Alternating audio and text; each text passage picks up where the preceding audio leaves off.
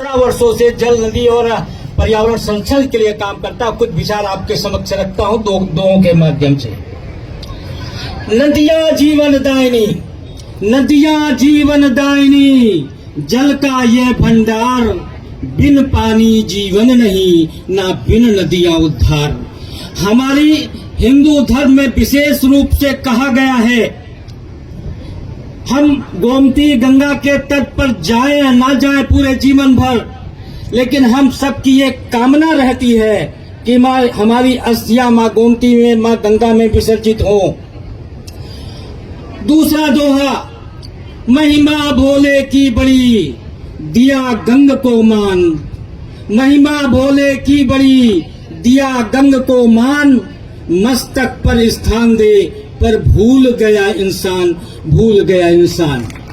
अब देखिए, आदिदेव महादेव, जिन्हें हम प्रकृति का सबसे बड़ा देवता मानते हैं, और क्यों मानते हैं, उन्होंने जब समुद्र मंथन हुआ था, जो विष निकला था, जो सारे विश्व को तबाह कर देता, खत्म कर देता, उस विश्व को जिसे गरल कहा जाता है, भगवान शंकर जी ने उसका पान कर इस सृष्टि को बचाया। और ऐसे आदिदेव महादेव ने नदियों से इतना अथाह प्रेम किया, इतना प्रेम किया, इतना स्नेह दिया कि अपने मस्तक पर स्थान देकर ये उदाहरण प्रस्तुत कर दिया कि ये नदियां हमारे लिए कितना महत्वपूर्ण है, कितना सम्मानजनक है, और इन्हें हमें हमेशा आदिकाल से अनंत काल तक, जब तक ये सृष्टि रहनी है, इन नदियों का जो कार्य है, ये नदियां हम सभी को दे रही हैं, वो नमनीय है, वंदनीय है। और ये प्राकृतिक संसाधन हमारे क्यों बर्बाद हो रहे हैं?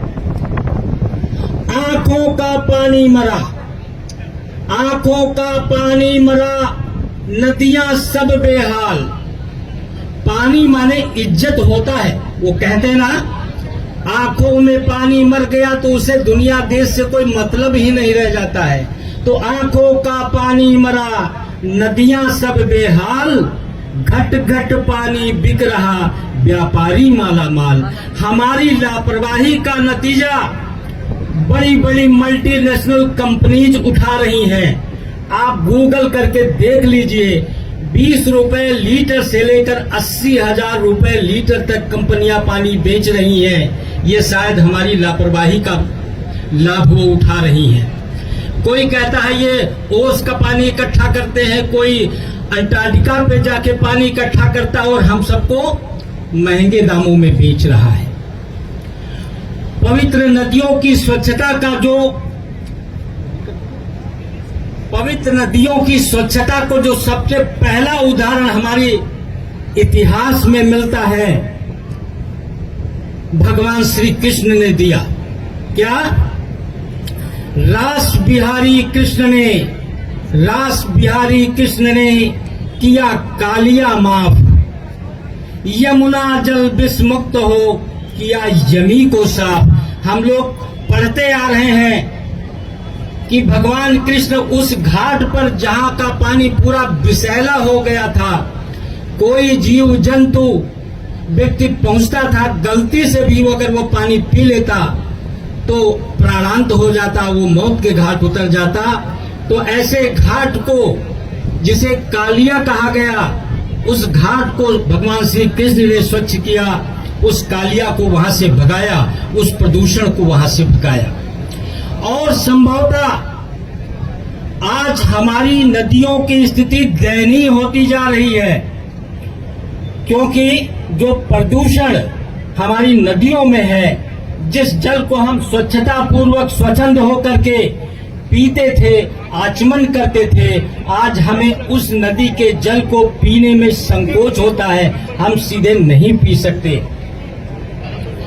और आज का जो ये भूगर्भ जल दिवस है या सप्ताह जो मनाया जाएगा, जो रिकॉर्ड मिलता है, लगभग 1 मीटर जल प्रतिवर्ष भूगर्भ का नीचे और नीचे जा रहा है।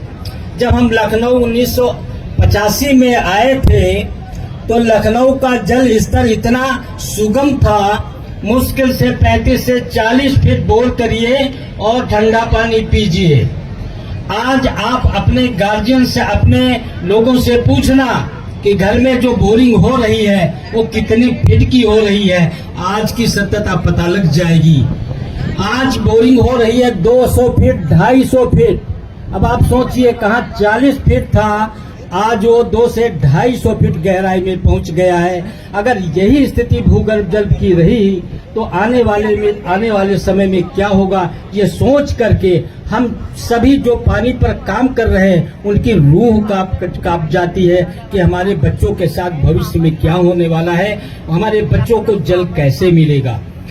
तो भूगर्भ जल विभाग का और क्लाइमेट पर चर्चा का हम कोटिशः नमन करते हैं, वंदन करते हैं कि इस विशेष आयोजन के माध्यम से भूगर्भ जल संरक्षण को जन जन तक पहुंचाने का प्रयास कर रहे हैं और इसे एक जन आंदोलन का प्रयास कर रहे हैं। और एक अंतिम दोहा रख करके हम अपनी बात समाप्त करेंगे।